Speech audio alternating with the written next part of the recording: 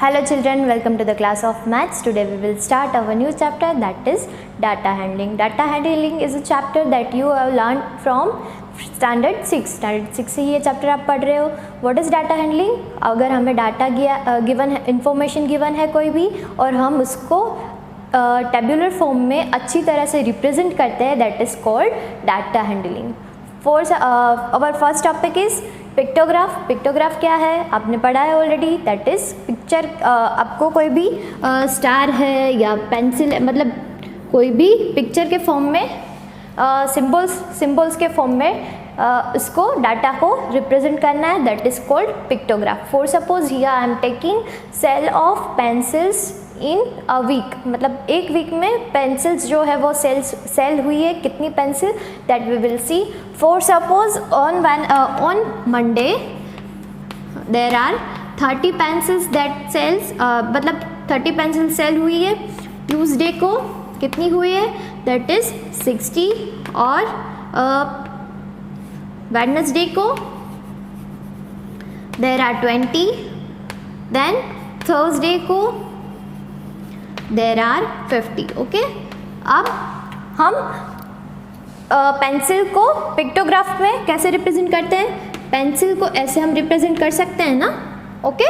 But here we have 30 pencils, तो अब हम 30 पेंसिल्स तो ड्रॉ करने जाएंगे नहीं, क्योंकि इतनी सारी पेंसिल्स ड्रॉ करेंगे तो बहुत कम पड़ जाएगा. लेकिन तो क्या कर सकते हैं हम, यहाँ पे एक 1 पेन इज इक्वल टू, मतलब एक picture is equal to 10 pencil, ऐसा हम सपोज कर सकते हैं ना. Then we can easily convert, मतलब अगर हमारे पास 1 पेन है तो उसका मीनिंग क्या हुआ, that is 10 pencil.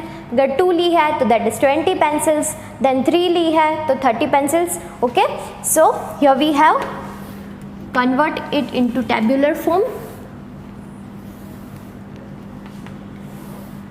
Days that is pictograph, and that is total number. Okay, here I have written days, pictograph and total number of pencils. Okay, on Monday कितनी pencil cell हुई है, that is 30. तो क्या करूँगी, I will draw 3 pencils, that is 30. यहाँ पे मैंने लिख दिया 30. Okay, now on Tuesday there are 60 pens, तो क्या करूँगी, I will draw 6 pens. Okay,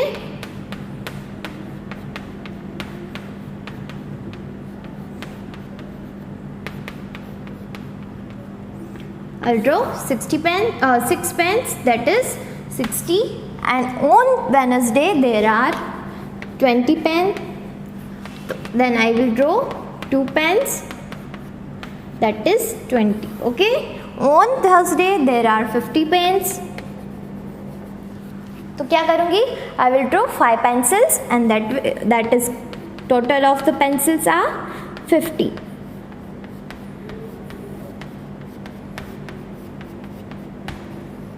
Okay, that is pictograph. That is so easy. अगर आपको कलर्स गिवन है और आपके क्लास में ऑब्जर्वेशन हो रहा है और आपको पूछ रहे हैं कि कितने कलर्स, किन बच्चों को कौन कौन सा कलर पसंद है, तो उसमें आपको पहले से बोल दिया गया है कि there are limited colours and आपको उसमें से चूज़ करके बोलना है. तो हम उसको भी पिक्टोग्राफ से भी रिप्रेजेंट कर सकते हैं और बायोग्राफ से भी रिप्रेजेंट कर सकते हैं. अलग अलग तरीके से उसको हम रिप्रेजेंट कर सकते हैं. Okay, now let us see bar graph. What is bar graph?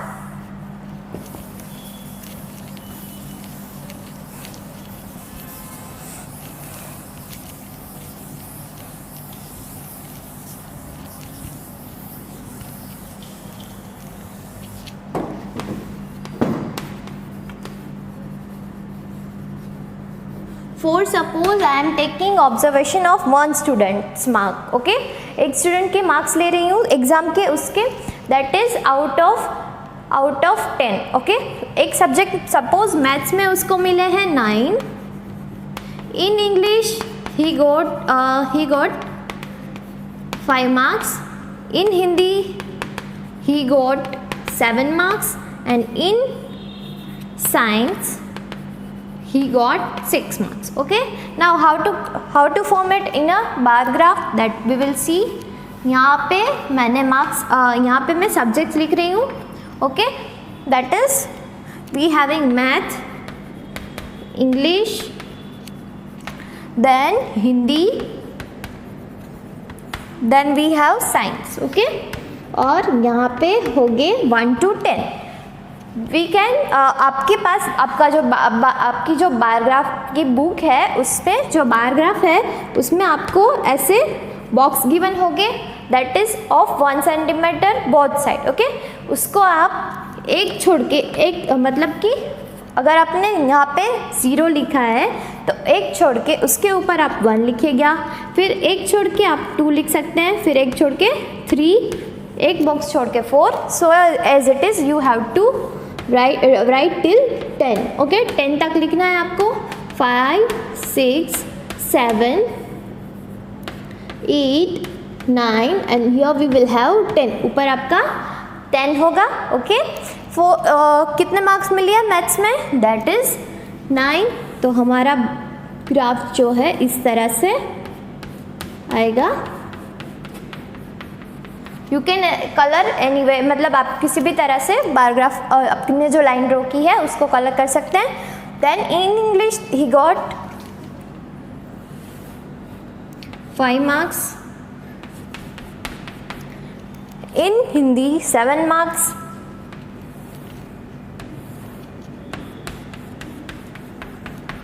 and in science there is 6 marks. तो यहाँ पे आएगा 6 पे. You have to check कि हमारा 6 यहाँ पे आ रहा है. Okay, that is 6. What if again, मतलब कि उन बॉय को किसी भी एक सब्जेक्ट में मार्क्स आए 5.5, तो हम क्या कर सकते हैं, see that is we have to learn.